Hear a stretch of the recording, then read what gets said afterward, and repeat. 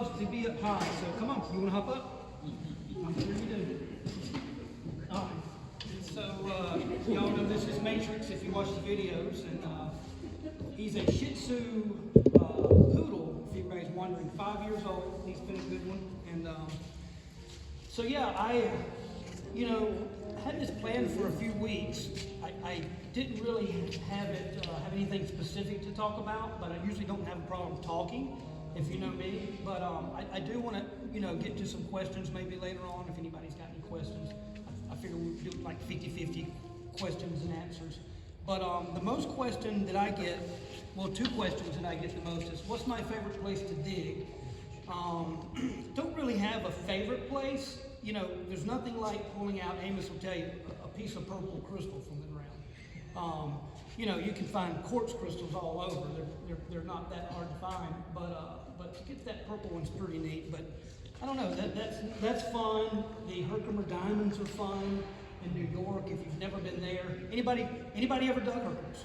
We're kind of far south, so very few. If you ever get a chance, take a week and go up there. There's more public locations than ever right now to dig these things, from $20 a day to really the sky's the limit according to what kind of caliber pocket you would want to dig. But they're really fun. They're when you open up a pocket of Herkimers, as you may have seen in the video, it's not like the hydrothermal vein systems here. They're like treasure chests. You pop them open. 90% of the time, there's no dirt, there's no mud. You're just pulling crystals right out. So those are pretty fun. So like I said, I don't really have a favorite place. They're just so different. It's like people, everybody's so different. Crystals are kind of like that to me. They're different every time you go somewhere. You get different varieties within the pocket zones. But what I really would probably want to talk about is how I got started, how this all happened. A lot of people want to know, how did I get started in the YouTube? What happened there? How did I get started digging crystals? I got started digging about 20 years ago, and I actually, Diamond Hill, most people's probably been to Diamond Hill, right? Yeah. So y'all know, or David, where's David? There he is. So y'all know David's caretaker over there, Gina's the owner. Back in, I don't know when it was, maybe 2005, 5, is I had met Gina, and the current owner of Diamond Hill, and I was at her house, and I kind of knew what a crystal was, but I never really seen one in person necessarily. I think I'll do a side note here. When I was 7 or 8 years old, I was in North Carolina with my family. We went to some mountain up there, and they had this table full of amethysts. I thought that the amethysts were from there because we just went into this cave system, but the amethysts, come to find out, they were just Brazilian amethysts, if you're familiar with, But I had $8. I'll never forget, I had $8 in my pocket, and I found one of these pieces on this table for $8, and I bought it. And up until 20 years after that, I'd never had, an opportunity to find out about these crystals or anything, So I'm at Gina's house. Fast forward, and she's got all these crystals in her yard and stuff, and I'm thinking, well, that's kind of neat, I've never seen anybody have this many crystals, I thought she bought them and just was putting them all in her yard and stuff, and I said, where'd you get these? And she said, Diamond Hill Mine. I go, where's that at? I thought she went out west or some other country, and she goes, down in Andrewville. And I was like, no, there's no way. So the very next day, you would have to get in touch with the previous owner. You'd have to send him an email, send him the money. It'd take about 2 weeks to actually get there because it was like a snail mail, all this stuff. And anyway, she had been before, so we were able to go the very next day. So we went down, and this was when Diamond Hill, you would not find a piece of amethyst ever. They had not found almost any amethyst at this point, but there was a lot of crystals all over the place. And I'm sure most of y'all are familiar with the little, the milky skeletal. So it's kind of funny, I'll say this. My dad's in the liquor and wine business, so we went down there with a bunch of liquor and wine boxes. I didn't know what to expect. And when I'm finding these crystals, I was just like, oh my gosh, this is crazy. This thing forms with these sides, and all this is natural. And we just happened to have a bunch of paper towels in the car. I wrapped every single piece that I found, every one, because I thought these things can't get damaged. I still have 2 or 3 boxes from that first week that we dug, because we went every single day for like 5 or 6 days. And I think it was the 7th or 8th day that we were reaching out to the owner. He goes, you know, if you're going to be going this much, I could use a caretaker. And I go, okay. And he says, back then it was $15 to get in. He said, well, I can't really pay, because back then we might not get 1 or 2 people per week, if any. And he said, but if you go down there and sign someone out, let you dig for free. Well, I didn't really care about digging for free if it's just $15, but it was cool to be a caretaker of a crystal mine, right? So I took him up on the offer, and I'm down there. I guess about a year later, within a year, Chet, the previous owner, had not mentioned anything about that they did machine digs twice a year. Come to find out that they would do these machine digs, and I'll just tell you all the specifics, that we would throw in, or they would throw in $500 a person. We'd have 10 people, $5,000, that would pay the machine operator, and he would come in and dig for a week, and we'd all dig, and then they'd split it up. And up until the time, I think they've been doing this dig for around 12 years, 2 times a year, once in the spring, once in the fall. And he invited us in because one of the guys was getting a little up there in age, and they weren't really finding much amethyst. They were really looking for the pocket amethyst, because the way, I'm going to go on some tangents here, but the way amethyst typically forms in this area is that what we call a sealing pocket, is that the hydrothermal vein goes up, and it gets to a point where this hydrothermal system gives very warm water with silica in it. It gets to a point where it starts to cool down, when then all the stuff starts to form. And you'll typically get a sealing pocket, a massive pocket, or a plug of amethyst. And then you go, below that, and every time you get pockets below that, they get smaller and smaller, and eventually they fade away when you go deep. So what was happening was they had dug so much of this property, and they would find pieces of amethyst here and there, but they figured that amethyst pocket was probably way up high, and it had long eroded away, and they were just getting the scraps from it, and everything else was just there. So the 3rd day of the dig, Chet had told me that if the operator's ever digging and just prospecting over, when he blows his horn, we need to go check it. And I remember him telling me, Chet's a real frugal guy. He said that I think it was 50 cents a minute that we, and the guy, if he's stopping while you're looking, the top clock's still going. So I was the only guy probably under 50 or even 60 at this point, and I'm like 28 at this time. And I got crazy amounts of energy, so I was the one that run down in the pit and check, which was fun. So we were digging way over here, probably 100 yards from where he's over there digging. And he wasn't even prospecting. He was just over there taking some dirt off the top so that we could go deeper here safely. Well, all of a sudden, he starts honking his horn, and I run up there, and there was an amethyst, this single crystal, bowling ball size, sitting in the left side of that bucket. I'll never forget it. And I go up there and I pull it out, and I'm just kind of like looking at it, and I look over, and all the older guys are coming up, they're at the top, and they're, we didn't think there's anything that big there. And that was the start of the 2008 7/8 pocket that you may have heard about. We pulled out we had what were those trucks? It doesn't matter. We pulled out about 10 truckloads. Suburban. We had a Suburban, big, old Suburban. So we packed that Suburban out and the trailer every day for 7 days, and then I went back an 8th day, and we did that the fall too. So there was probably, not that it's all about money, but money-wise, we used to say $1 million pocket, but in today's terms, and really how crystals are valued now, it was probably a $3 to $5 million pocket. It probably would have been a $20, $30 million pocket if all of those crystals would have had luster. But if you know Diamond Hill, a lot of times the amethyst doesn't have the best purple there, and the best Zolta purple has no luster. When you get down the smoky pit, you get more luster, but it goes more of a smoky amethyst.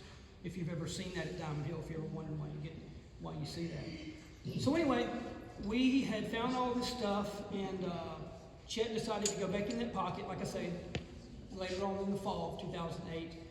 And then, I don't remember exactly, maybe early 2009, Gina and I at that time were a couple. We dated for like 7, 8 years. Chet offered us to purchase the mine for a very reasonable price, and we did.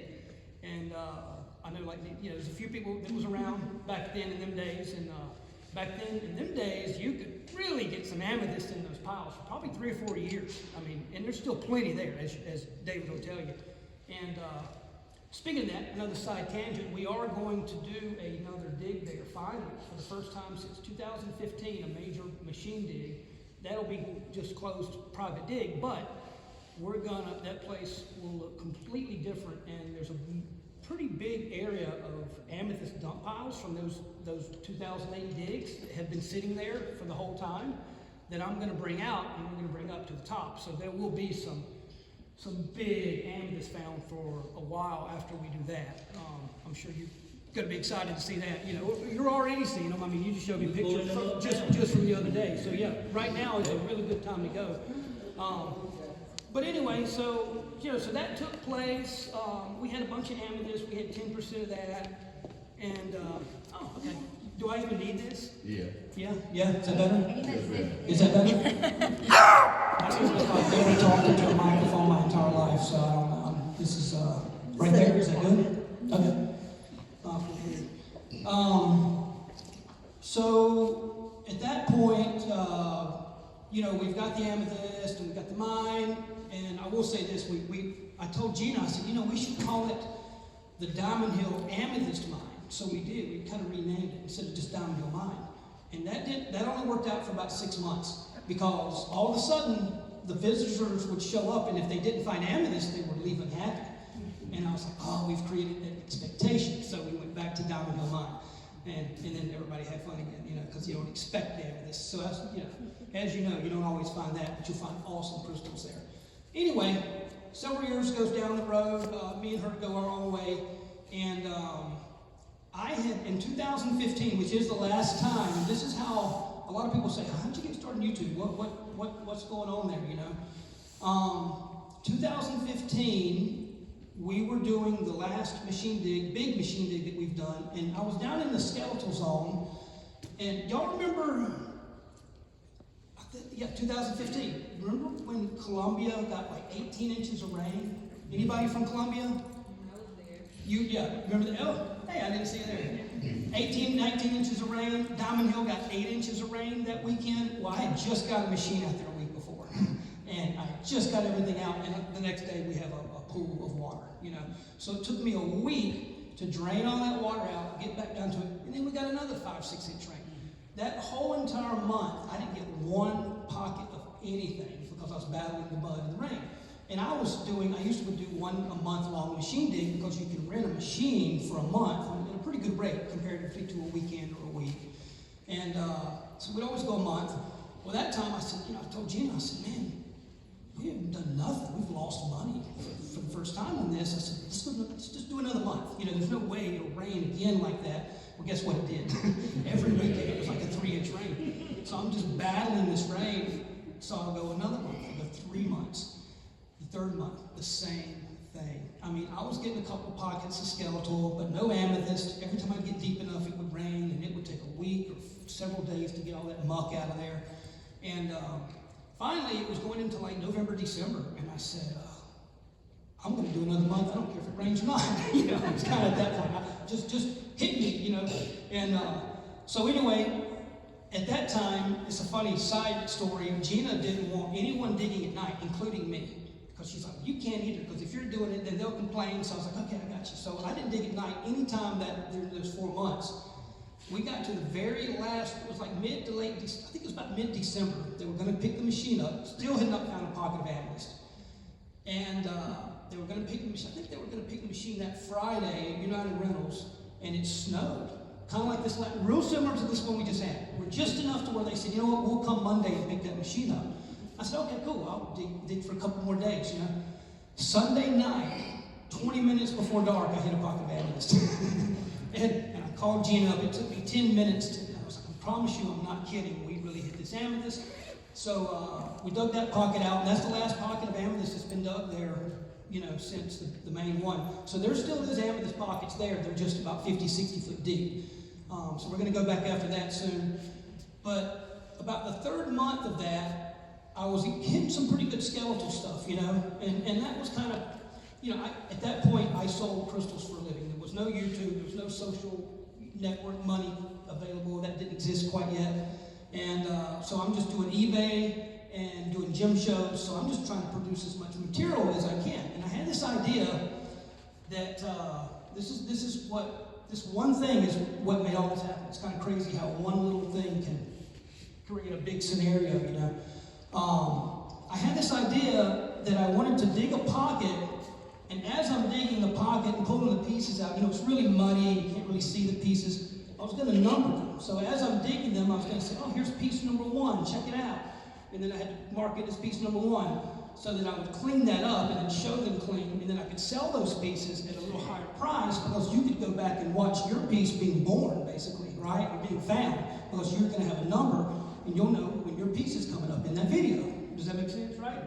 So I did that, and a couple months, no, it was the next 6 months later, no, so 2 or 3 months later, I'm in New Jersey at a gym show, and I had everything set up, I had this table set up, I had all the pieces numbered, I was excited to show this new idea of selling crystals, and back then the Wi-Fi was almost not as easy as it is now, and I had my laptop and everything set up, and I couldn't get the Wi-Fi to connect to show the video, right?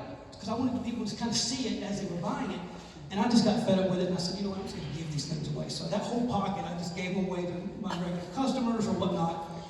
So 2 or 3 months goes down the road, 3 or 4 months, and my buddy calls me up, and he goes, hey man, one of your videos has 1 million views. And this was in, I'd say late 2015. No, this would have been mid to late 2016. And, you know, 1 million views back then is like 100 million today. I mean, that was phenomenal. It was pretty wild. And I was thinking, this guy, he's just pulling my leg. So I look, and sure enough, there's 1 million views, right? And he goes, you know, you should see if they owe you any money. And I go, oh yeah. And we had checked it one time. It was literally like 2 pennies. You know, they owe me 2 cents for all these views.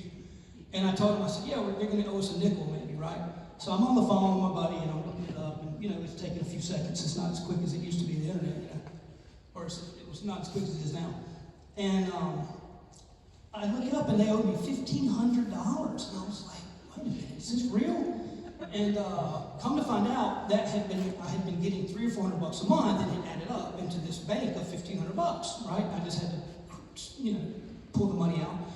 So I was basically making like $300 or $400 a month from this video. It blew my mind, you know, because back then, I probably made 15 grand a year, maybe. You know what I'm saying? I didn't really care about money. Still don't really. I just wanted to make enough to be happy, do what I needed to do, you know. And I've always kind of been that way. But it was neat. I was making $300 or $400 a month, so I decided to do another video or 2. And we were at the Ellis Mine. I guess, are y'all familiar with the Ellis Mine? Yeah. Yep. Some of the best, maybe arguably the best amethyst that's ever come out of America. You know, you got Jackson's Crossroads too. They're kind of right there. But we did some video down there. That video ended up getting 1 million views. So now I'm making, early 2017, I'm up to like $1,000 a month. And I'm like, this is crazy, you know.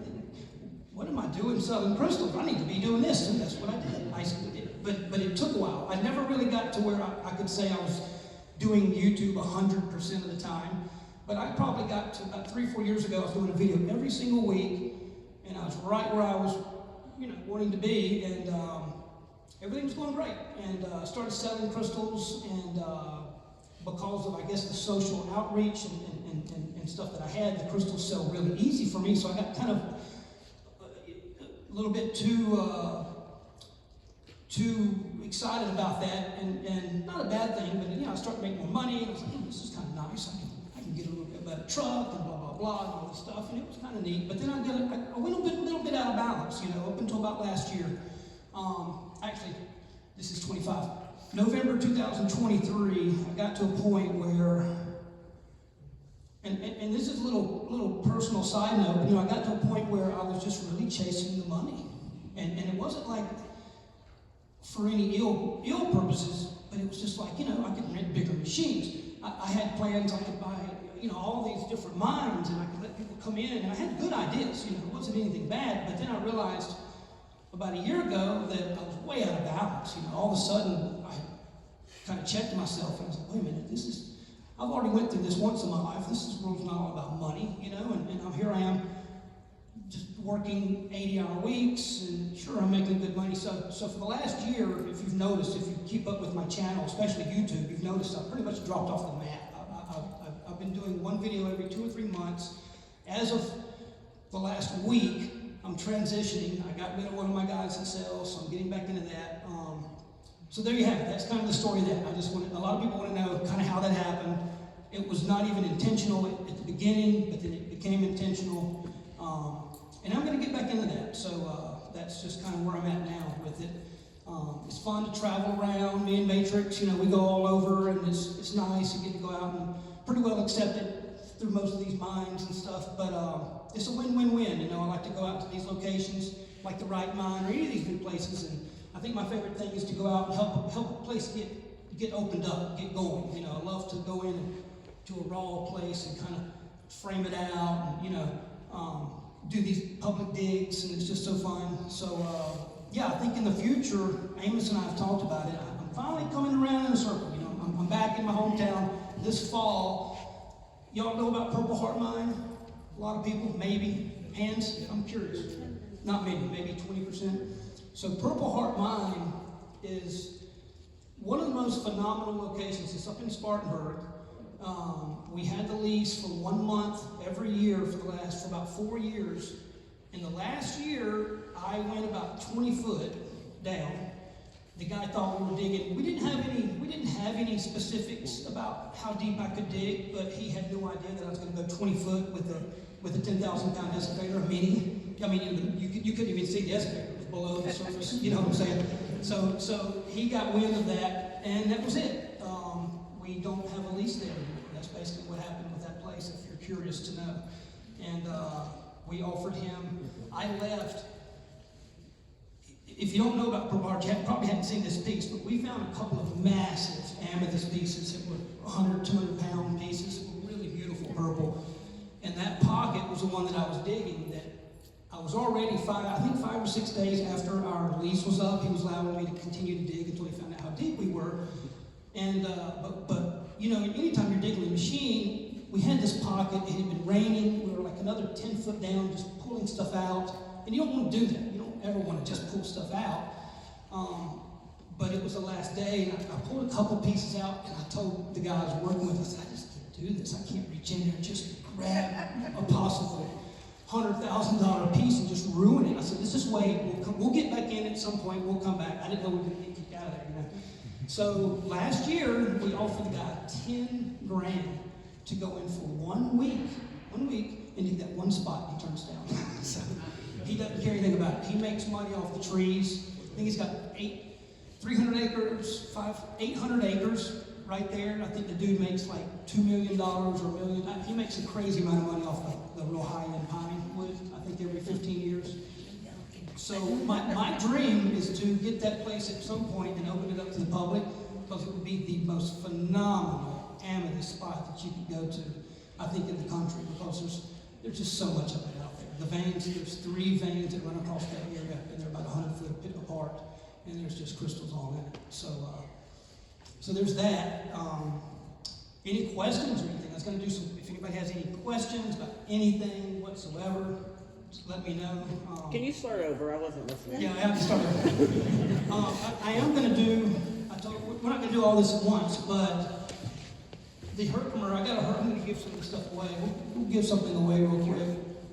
I've got a Herkimer skeletal. A skeletal Herkimer is when you have indentations, like etchings and things. They tend to call that a skeletal. So this is maybe 3 or 4 crystals kind of that grew together, a little bit of smoky. It's from a place called Area 52. I've done a bunch of videos. We dig that place every year. So let's give something away. Let's do something fun. Here, you want to come pick one? Pick out a name. Don't look. You can't look. You can't look, bro. Don't pick your own name now. What we got? Tori Cunningham.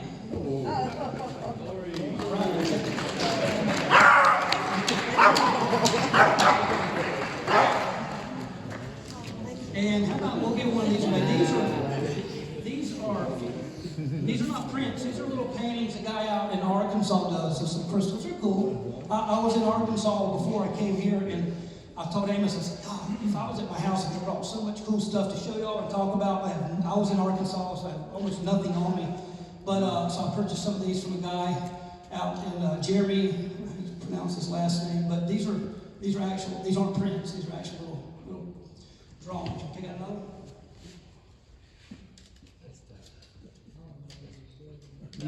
Who we got? Emery Shirley.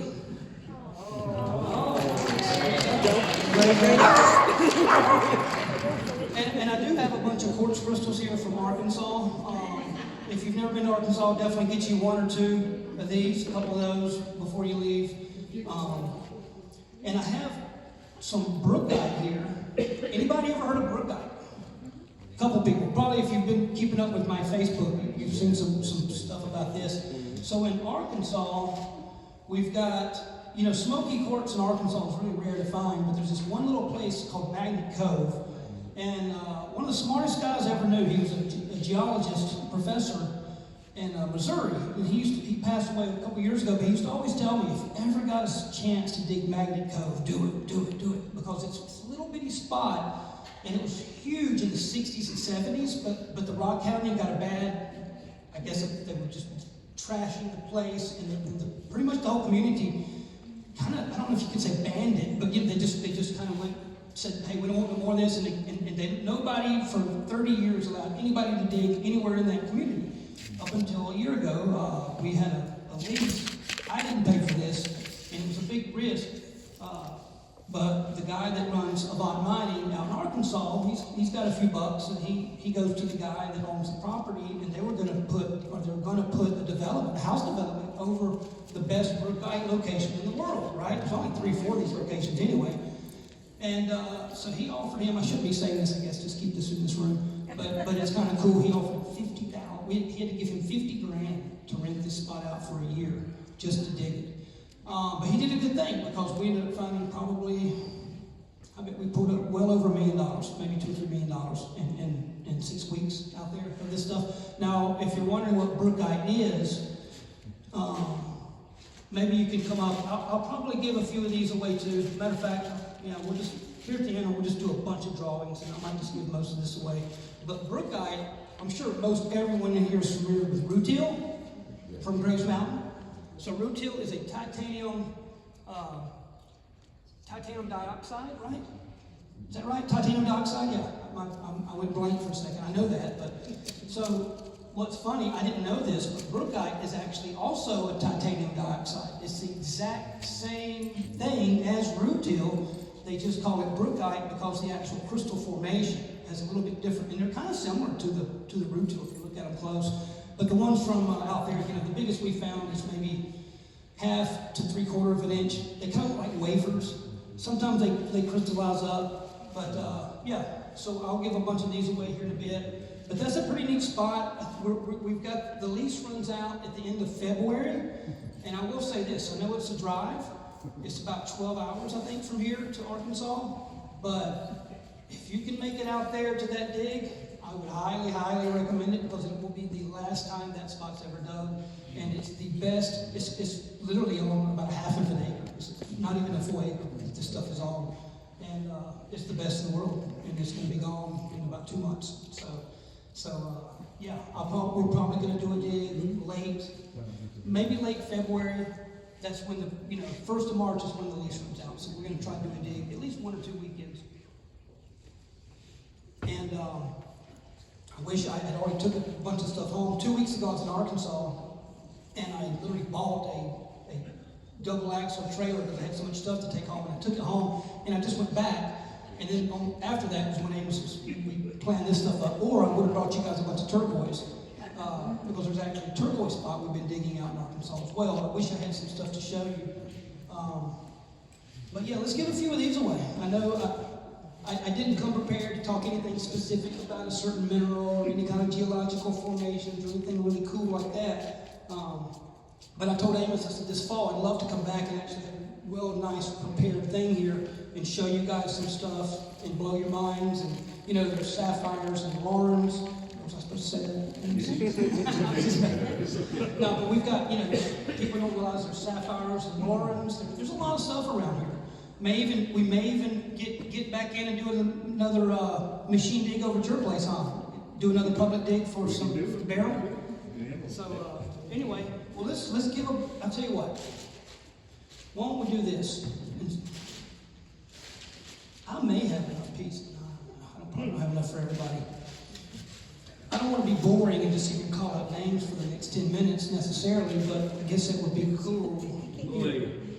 Y'all want to do it? You just want to just run through the stuff? And I might talk about a few more things, but let's just Amos wanted you to say a couple of speeches. Okay, yeah, I'll go. Yeah, all right, let's go. We got that one. Let's go, Marty Patterson.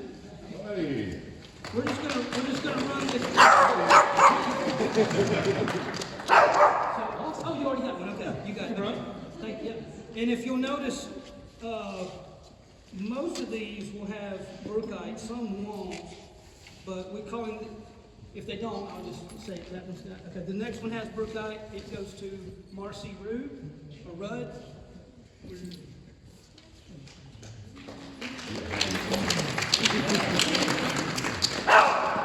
And then we've got one here. This has no brookite, so there's a tiny one. Jan Halderman.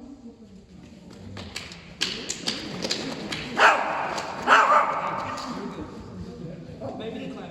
Just hold that to a minute. Luke Patterson. Did you get the last one? Oh, this is a big one. This is yours, Luke. Let's see. I'll show you. There's the brookite right there. This is probably value-wise, a piece like this, a big smoky with a real nice brookite. Probably 100, 120 bucks, 150 bucks. I would go ahead. I got it. Save us a little brook out. Well, I'll tell you what he does.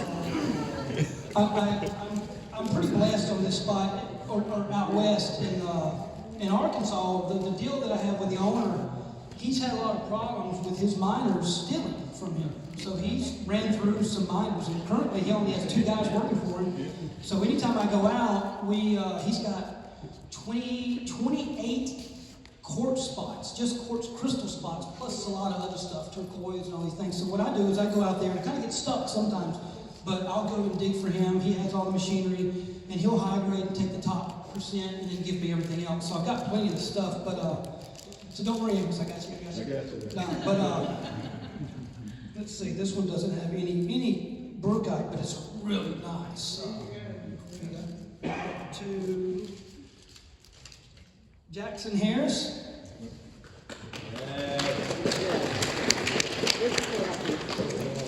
And maybe I can talk and do this too at the same time, so it's not so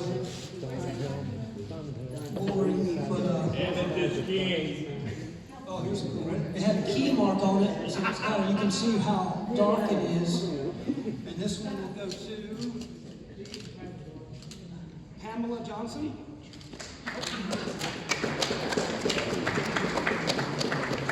All right. You know what? I'm just going to give somebody a whole flat of these. Should I? Let's see. Let's give a whole flat of these crystals away to Philip Chesney. Now, these are just from Arkansas. Some crystals we dug. They're pretty clean, but you could. I'm sure you guys know about iron out or oxalic. You could probably soak these. But yeah, while I'm doing this, y'all, if you have any questions about anything, a lot of people, I think Amos was wanting me to talk about the Loudonville shear zone, right? Yeah. Anybody ever heard of that? Loudonville shear zone. Yeah. So basically, you can get amethyst outside of that, but that's your main amethyst. There's not a lot of information on this, but you can find it. It's a little bitty zone that runs right through due west and goes up into Charlotte. You can find amethyst from Georgia all the way up to the northeast. This line goes all the way up, Rhode Island, Massachusetts. But this one spot, they call it the Loudonville shear zone, is because when the continents were just, I think, they don't know exactly maybe how many times they hit. Maybe I'm wrong about that, but I know they hit several times before they ultimately pulled apart. And the Loudonville shear zone is really where a lot of that concentration of just fracturing was happening. And like, for instance, the Diamond Hill the Diamond Hill fault line, you know, that thing runs for who knows how many miles. That doesn't mean there's crystals in it that whole way, but you'll get specific pop-outs. Rodney Moore, that used to run Jackson's Crossroads, not the young Rodney Moore, if you're familiar with him on Facebook, I know he's kind of getting popular in the Facebook, but the older Rodney Moore, he had a spot called, what was that, Stone Temple Mine, I think? Yeah. And that was an extension of the Diamond Hill Amethyst vein. It went kind of over. All right, let's give another painting away. He drew that one. Mary Elizabeth, we can't read that writing. Kudal, yeah, okay. I'll tell you what, pick out whichever one you want there. They're a little bit different. He won't bite. That's not a treat. You can let it go. He pulled that one name but didn't call it. You pulled one of them names but didn't call it that you shoved back in the Oh, pile. did I? In the box? No, on the pile that you just Oh my shoved. goodness. I'm glad you saw that. Marty Patterson, did I call that one? You did. I did? Jay, I can't remember that one. I think he sat one down and didn't. Pamela Johnson, I call that? Yep. Oh, I bet that's it. Yeah. R.D.? Mick, I can't read that. Is that, okay, yeah, come on, get you up here. Give you this one. There you go. There you go. Thanks, you are good.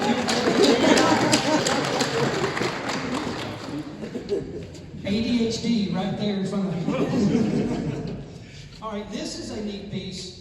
This is from Arkansas, and if you ever get out there, every now and then you might find a piece like this. They're very rare.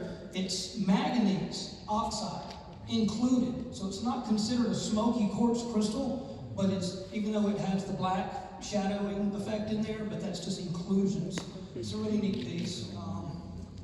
We'll give that to Joseph Cunningham.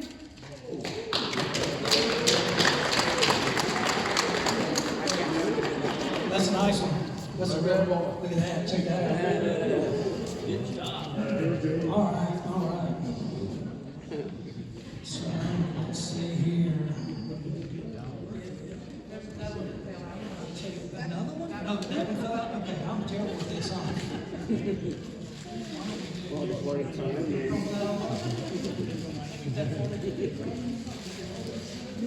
All right, y'all, I'm gonna take some of these. I don't even know what's in here. This is just stuff that we were cleaning up that I said, well, I'll give some of these away. That's got broken out over it. I'll tell you what we'll do. I'm just gonna call out a bunch of names and y'all come up and just pick one real quick. Ooh, that's nice. And don't worry, Amos, I've got 3 more boxes. Let's see. I have no idea what that will be. All right, let's get these things out of here.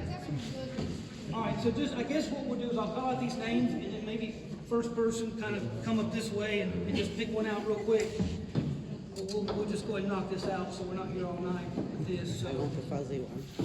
All right. Oh, man. Maybe somebody knows. I can't read that one. Rosary, Lorenzo.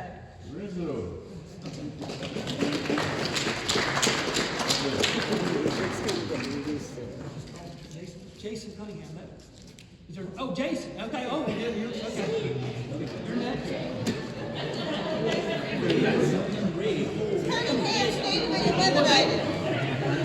Hey, Miss, did you put Priscilla, Rosary? Come on up. I'm just going to call until we get these going. We have Conway Shirley. We have Jesse Martin.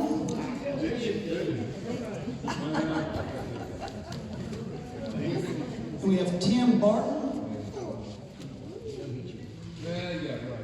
Eleanor Logan.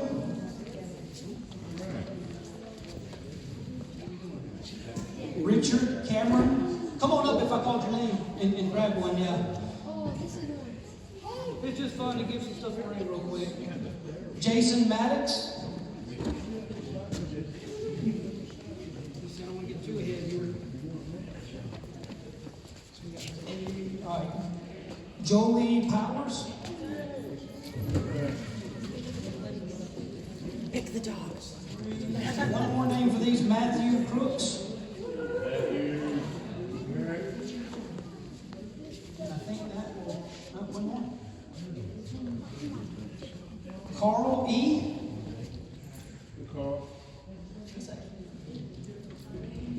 And now this one, some of these could still need cleaning. This is the toughest dirt in the world to clean because it's full of oxides and limonite. But yeah, that's a neat one. Yeah, those are all good. Yeah. Whichever, you pick whichever. Yeah. All right, let's go and get this out of the way. We won't have any more to do. All right, and this is a pretty nice painting here. These are originals. These aren't prints or anything. You get the stand and everything. And for this one, I kept I don't know, I guess you can go and check this guy out. He's out in Hot Springs, Arkansas. He had this one for $160. And so that will go to, you going to pick it, this one? Yeah. The grand prize? Look. Look. All right, here we go. Drum roll. Gail Berdrad. I'm terrible with Mayor. And that's fitting. That's great. That's awesome. Yeah, thank you. Thank you for everything you do. And the next one is for Matrix. No, here you go. Thank you. Yep. And I think that's it. I've got some crystals here. Like I say, y'all make sure you get some of those. What was this? Was this for something? Up here for something? Yeah, that's the big you give them away. Oh, is it? Do you want to do it? Or do you? No, you can do it. Okay. Is this stuff in that box too? That's separate. So so you've got a LED black light. Caleb Cameron.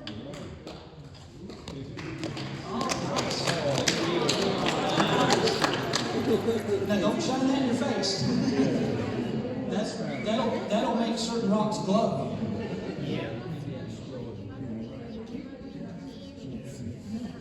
Oh wow! Well, now you got a UV one. That'll be neat. You'll like that. All right. And are these to be given separately, or you can do them separately? Okay. Looks like some amethyst. From Morocco. Oh, okay. It almost looks like Thunder Bay. This one. All right, cool. Oh, we got a. What's that little one? What's that? I can't see. Is that Vanilla Night? Yes. Yeah, cool. Well, I guess I should have guessed Morocco, yeah. They're famous for their Vanilla Night and some other. Okay, cool. I'll just put them up here, and I guess we'll go first, second, third, fourth, maybe, drawing. We got Olivia Shirley. Nice. You get the image. Yeah, nice one.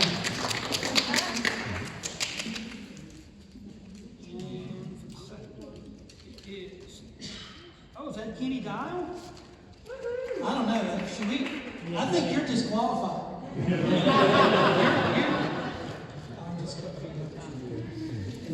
If y'all know Kenny, he's a good friend of mine. We go back. All right. We have Laura Bowman.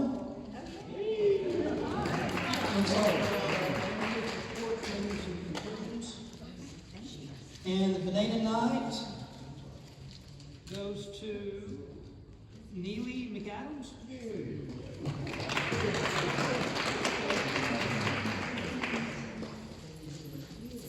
Banana Night. Yeah. I'll tell you. Maybe I'll tell you what. I'm going to talk for a couple more minutes, maybe 5 minutes or so. Does that sound about right? I'm going to send him out to my truck because I've probably got, out of 6 weeks of digging, Mike's share was probably like 100 of these, so I'm okay. I'm going to send him out and we're going to give a few more away. If that's okay with y'all. Yeah. I guess that's worth the wait. You want to go out? You want me to go? Yeah. They're in the white containers. Just grab a couple of them. Yeah, just grab it. Thanks. Can you go help me? I think it's yeah.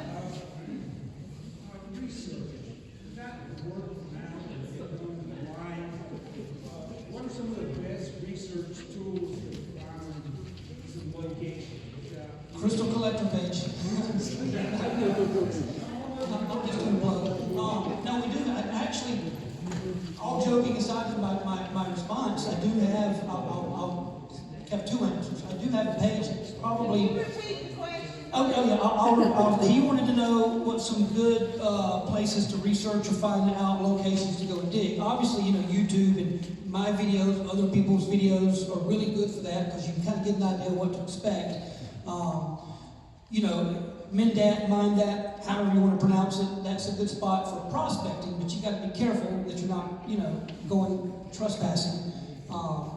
If you're familiar, with that, it takes a little bit more in-depth and a little more intel research. You got to know a little bit more about what you're looking at and what might form there. Really just the internet. But like I say, I do have a page. We're halfway working on it on the Crystal Collector where it's actual web page. I think it's, gosh, I don't even know the site. It's ultrarocks.org or something, but we're coming out with a lot of, we've got a list of every state, and then you click it, and it'll tell you what's what's in that state that at least I've been to, that I can report back on. But, when I go out west, I'll tell you, when you go out west, you get into, Utah, Colorado, and some of these places. There's 7 or 8, 10 states out there that you can just, for 20, 30 years, you can go out there and prospect and be at a different location every day. I mean, there's just so much stuff.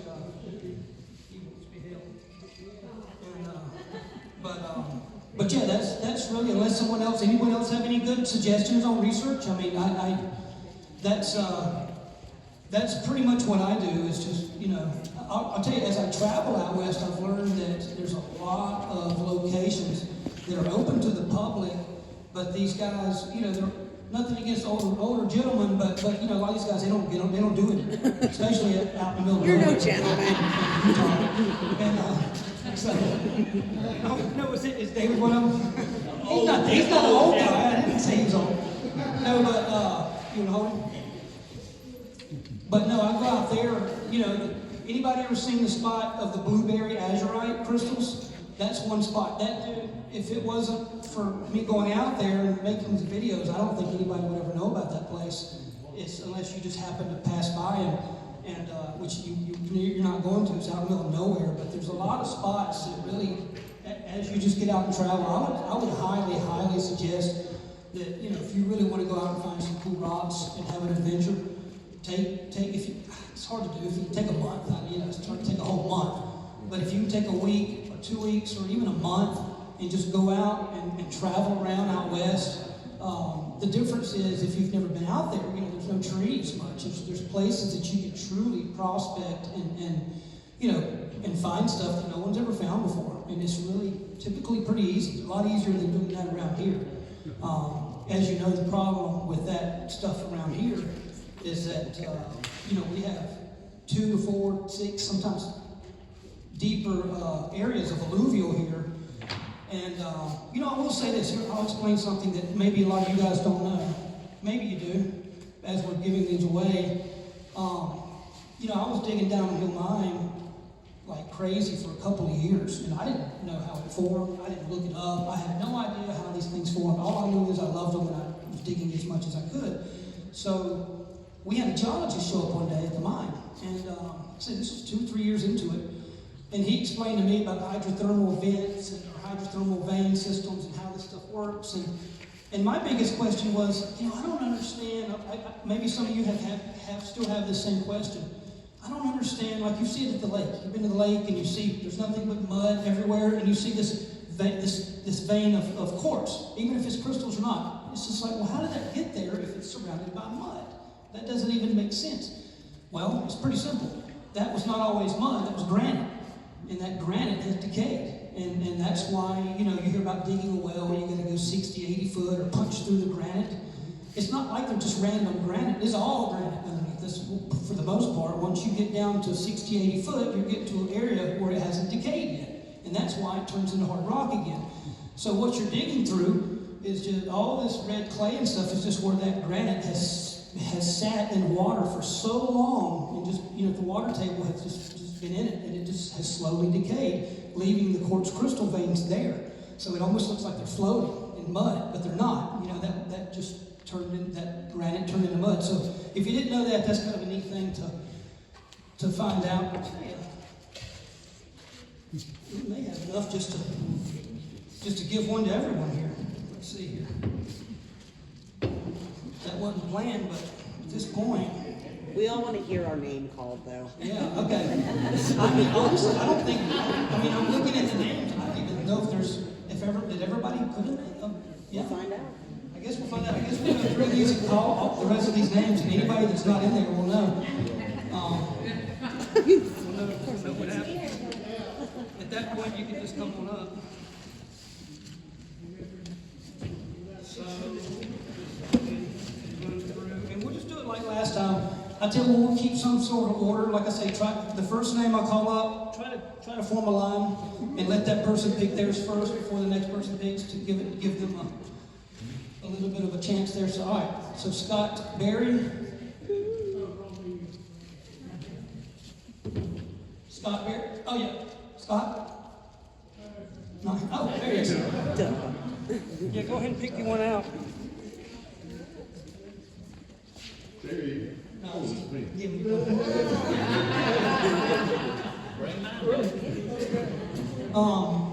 Yeah, just pick out, if you, take your time, if you wanna check them out,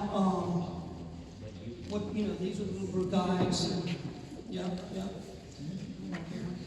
Kelly, can you take your time?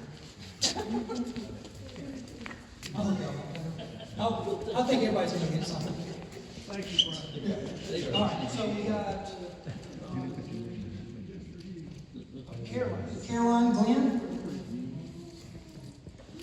And then we'll do Jessica Maddox and Lee Logan.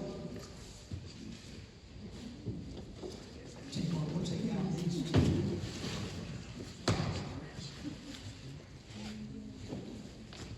Oh, yeah, this is really small. We'll probably have enough for everyone or something tonight here, I think. Decision. All right. Hazel Maddox.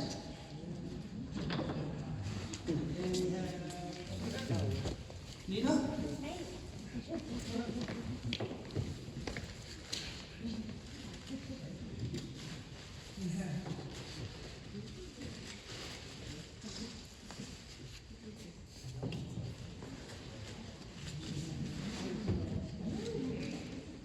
And then we've got Chris Cawthron.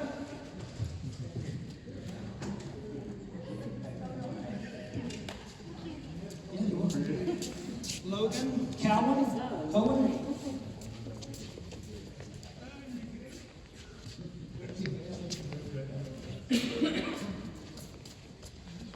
All right, let's knock this out real quick. Jesse. It said Jesse and Crystal? Okay, oh,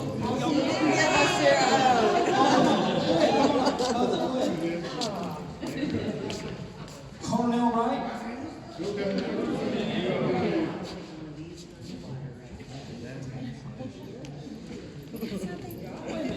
Mr. Wright from the right. Is that right? Yeah, okay.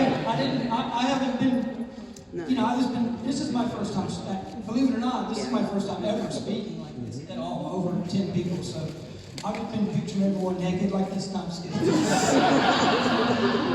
I just haven't been looking at anyone, that's what I'm doing. All right, Chad Hodge. Who knows who's here? I haven't even, And John Luke Foster. see what I think we got enough for everyone. Lucille Wright. Tommy Ferguson.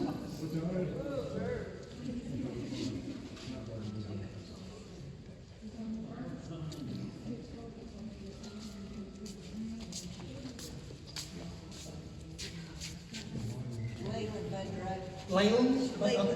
Leland, okay.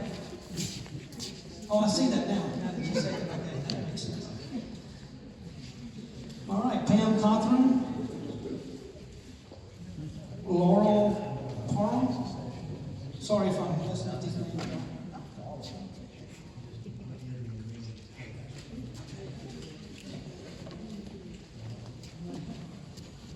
Bill Martin. And Bill Wetzel. Go, Bill.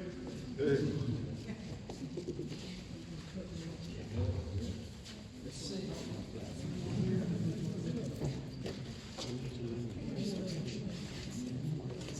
David Brown.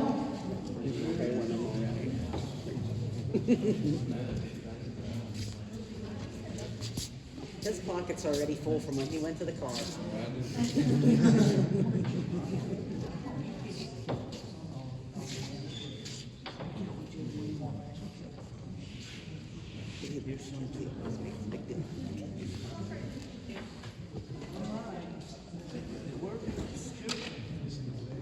Troy. Yeah, Troy, yeah. Roland, okay, go. The pickings, they're getting slim pickings, but they're still cool. Is this, I'm not sure what, is this, looks like it's from Wright property, is it? Wow. Show and tell, yeah. Janice Martin. I mean, we're gonna get to all these names, that's for sure. Susan Beverly, Mike Darby, and Lauren Berry.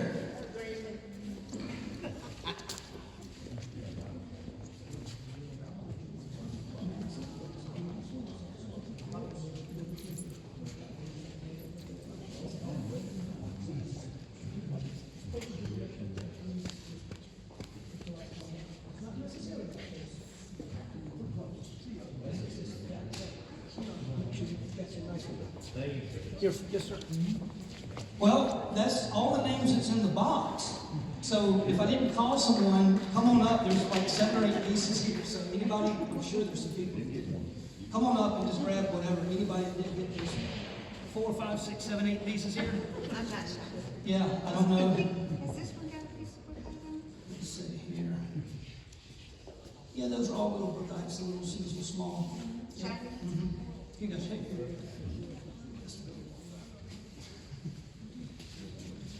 Well, any other questions? Anybody?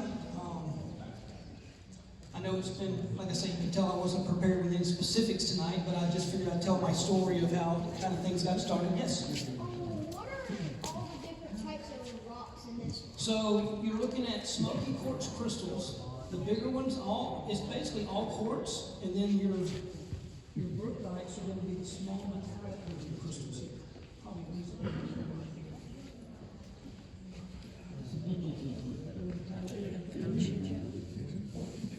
yeah. So, and it's called, I did say this earlier, but everybody that got a piece of that, it's from Magnet Cove, Arkansas.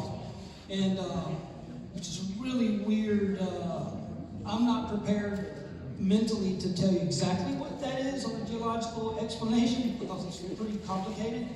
But basically it's where you had this was not above ground, this was happening in deep underground at the time, but you had a lava flow that entered a crack, a zone, a crack, a space, and it was filling in this space, and at the same time that was happening, a hydrothermal vein that forms crystals was coming up, and they all just went in together. And because you normally don't find both of those together, this is more the brookite came from the lava flow, that, and then the crystals came from the hydrothermal silica, the water silica that was coming up through there, and it just kind of mixed in. So that's that, and I kind of feel like yeah. Amos always says that your best find is the next one. What do you consider your best find for this point? Okay, so let's see. A lot of you may have seen. Where's my phone? You're not going to be able to see this necessarily, but you may. If anybody's online at all and looks at the reels and the shorts, I don't do TikTok, but it's the same kind of thing. This is my favorite, and I'll just kind of give you guys this is my. What's on airplane mode? Oh, it might not pick it up here right. I don't think it is. Well, here it is. So in Arkansas, there's a lot of huge crystals in Arkansas. But the bigger the crystals are, the bigger the pocket was that crystal formed in. And the problem with that is, the bigger the crystals, the bigger the pocket, the heavier they weigh. Over time, they collapse, and they'll usually all be destroyed. this pocket, I don't know if anybody y'all seen that video, pulling out that massive crystal? It's late. So this is not the biggest crystal I found, but it was the best. It had zero damage on it. I mean, zero. The tip was absolutely perfect. It was clear from just about top to bottom.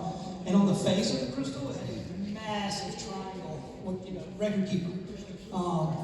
He valued this crystal at like 10 grand, but it's had like, the owner has it mounted in a display. And I was like, I kind of would like to have that one day, because that's one of the best crystals I've ever pulled, right? And he says, well, you got to give me like 20 grand. Now I was like, looking at him like, what do you mean? He said, well, that's the most viewed crystal. And he's right. It has like, I think it's got like 500 million views or something. That's my most popular viewed thing. But that one was a nice one. We just found a smoky quartz crystal from the Brookite spot. Here's a crazy story. So we had a public dig, and we had about 300 people show up that very first weekend, right? It was packed. And what happened was, boy, that was the dig. We had dug a bunch of trenches, and I just didn't realize how good the stuff was. And we just let people come out and free-for-all, jump in the trenches. All of a sudden, we're realizing that they're pulling out $1,000 buckets, $2,000, $3,000 buckets of material for $100. But we couldn't change it at that point. We did later on. We went up to 300, but still. And roped off a few areas. But there was one area where we were finding crystals, the big quartz crystals, and there was this massive crystal cluster, like this big, maybe 80 pounds, 100 pounds. And it didn't look good, but the top of it had like this crystal that it didn't have a tip, but it was on the rock. It would just made a really nice yard piece, And I told the guy, he was working hard, man, to get this thing up. And he had a couple hours. And I said, that would be cool as a yard rock. And he was wanting to know what I'd charge him for it. I said, it's not worth much. I said, don't worry about that. We'll make it right. And anyway, it was so packed out, I kind of forgot about the guy. And after everybody's gone and walked around, just doing my thing, picking up trash and whatnot, and I looked over and that piece is still there. I said, I'll be doggone, he didn't get that piece out. So I was curious, and I had the machine there. So I took the machine and I lifted it up, and right underneath that crystal, I was looking at a back of a point this big. That big. Now I didn't know how long it was. It was that big, And it was a smoky crystal, and I said, oh my gosh, this guy, if he would have got that crystal out, and we couldn't have said, you can't have that. That's not how, you can't do that. So, anyway, so I sat and dug it up, and it got longer and longer. I think it was like 3 foot long, and that was the biggest single point I've ever found. So that was pretty fun. I don't know if I could pinpoint a specific one. Ellis Mines had some crazy stuff. That piece. Yep, there's been a few crazy ones out of there. The most valuable piece, like I say, it's not necessarily about the money, but it is kind of neat to talk about, the value and what you found. About 2 years ago, and the bad thing was, I had my buddy there that was working for me at the time, doing a lot of filming. And I'm bad about handing him the camera already recording, right? So all he's got to do is start. So we had been working on this massive cluster. I'm talking, as big as a pallet. And we couldn't see the crystals yet. We knew there were crystals on it, but they were facing down. So we got the machine, I got in there, got everything. It took hours and hours. And we had all this footage building up to that point.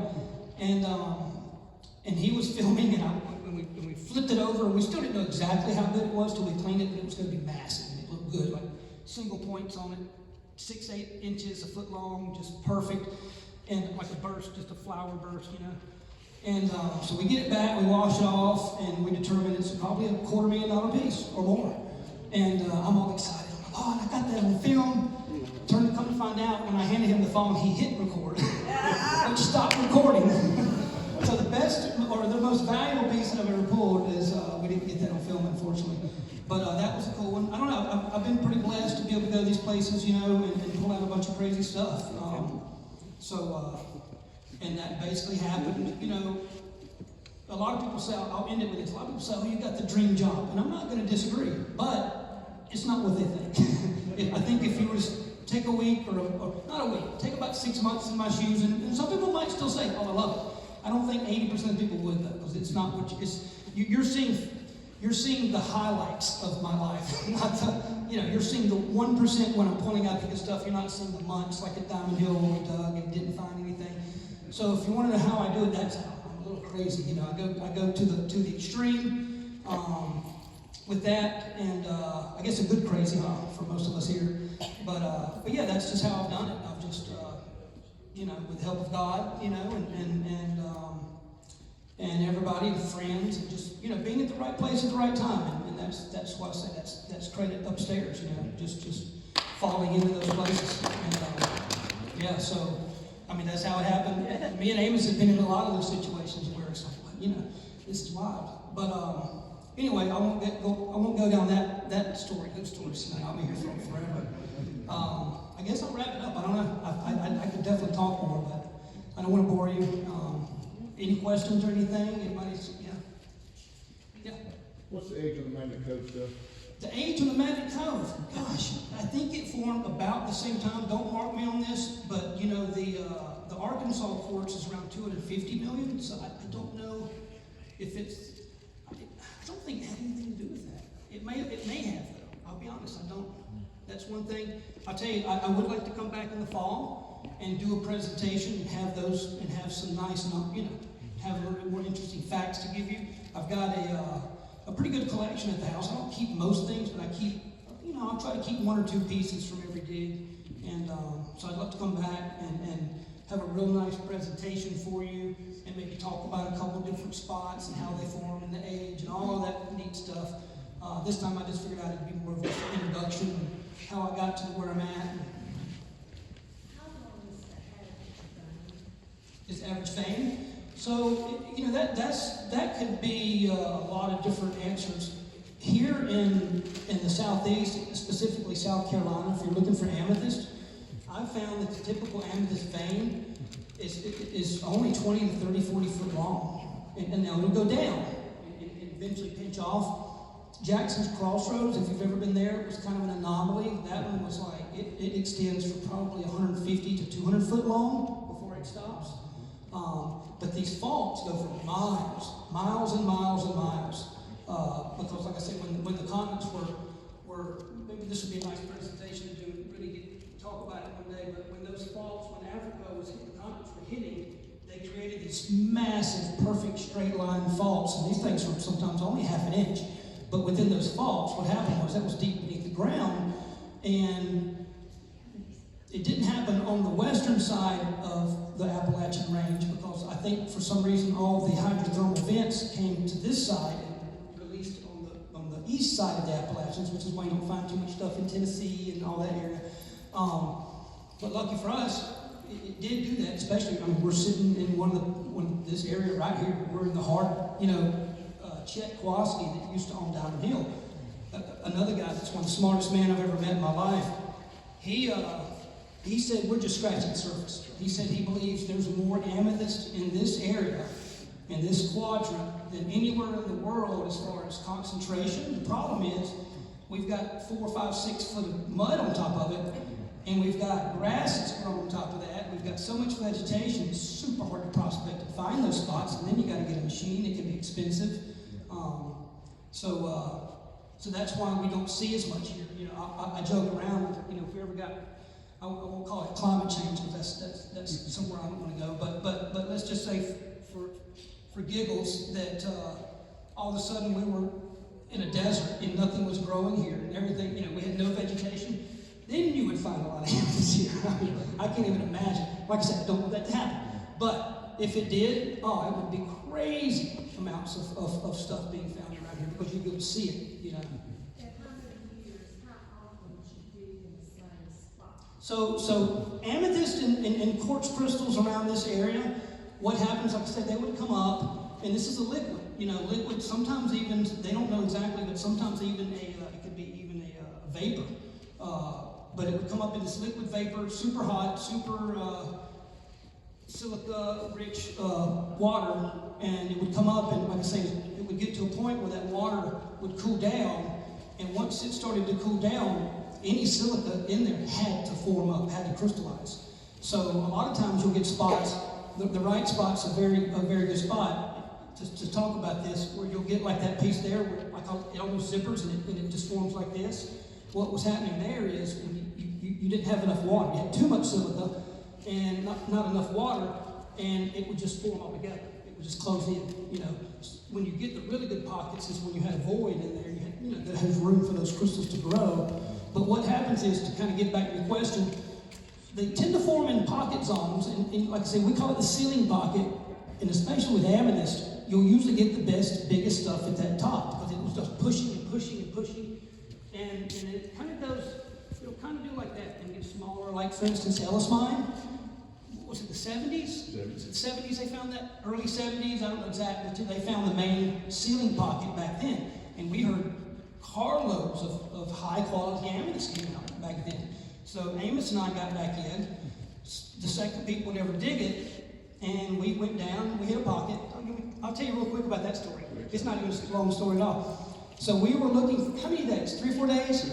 3 or 4 days. And you know, we were obviously kind of in another realm, just mentally, just being there on the Ellis Mine. I never thought I'd, get a chance to even step foot on that property. But all of a sudden, we're back here digging, and for 3 or 4 days, we had a big machine, and we're not finding much at all. Not the pocket, at least. We're finding a couple of crystals. So I go home, and there was a pine tree, and I'm not a tree hugger, but I hate to cut a tree down for no reason, especially an old tree, And there was probably a 30-year-old pine tree over here, and I didn't really want to. No use to take it down if we didn't have to, and it didn't seem to be in where we thought the stuff was. But that night I had a dream that we dug right beneath that tree, and we found it, and I went to Amos the next day, and you remember that, don't you? I do. I said, Amos, I had a dream that it's right underneath this pine tree over here. He said, well, let's do it. And I didn't. I just, that's where it was at.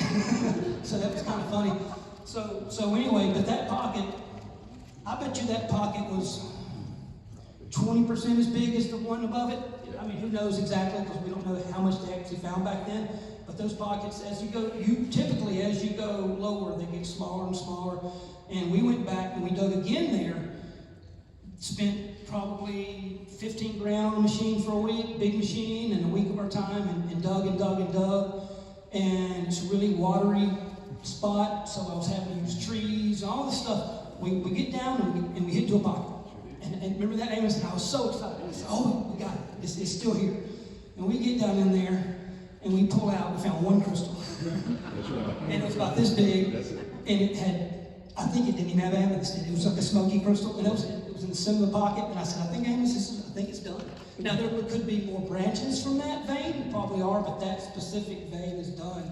And because what I've seen is usually when they peter off like that, they're done. They just, Now Jackson's Crossroads, that vein, they're 80 foot down, getting it back to where the granite is not decayed yet, and they're still getting it. So there's still stuff down there. That's a pretty massive pocket. Diamond Hill, same thing. 2015, we were digging, and we were probably, if you were to measure that center pit where the mud sits now, we were at least 50 foot below that, at least. And that's 50 foot. That's a long ways.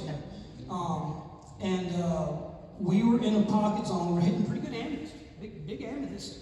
And where I was sitting with the machine, I could just barely reach, and it was a huge wall, so we just had to shut that up. Now Diamond Hill, I would imagine that place goes down. There's no telling. It could go down. It's such a massive pocket zone. I mean, there's nothing like it around here. Or there could be. We just haven't ever seen it.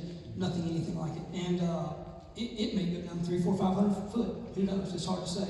Because it's so, if you got a pocket zone that's 100 foot wide, most pocket zones are a foot wide. This was a 100 foot wide zone of pocket system. I don't see it pinching off anytime soon. So it'll probably never be completely dug out. It'd be impossible. But yeah, that's pretty much how they do. That's typically how the veins form around here.